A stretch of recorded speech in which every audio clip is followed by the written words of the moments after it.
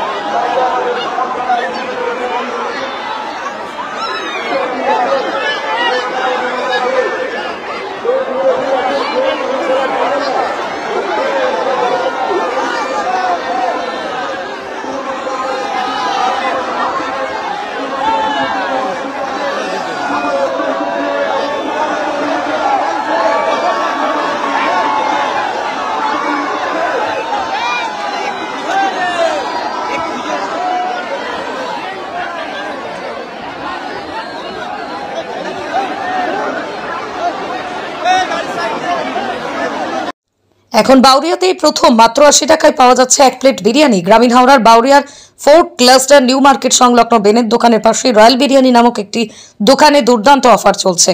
এই রয়্যাল বিরিয়ানির স্বাদেও খুব সুস্বাদু। এই দোকানে বিরিয়ানি ছাড়াও পাওয়া যায় বিভিন্ন ধরনের ফাস্ট ফুড। তাই দেরি না করে আসুন আজই 80 টাকার বিরিয়ানি পেতে রয়্যাল বিরিয়ানিতে।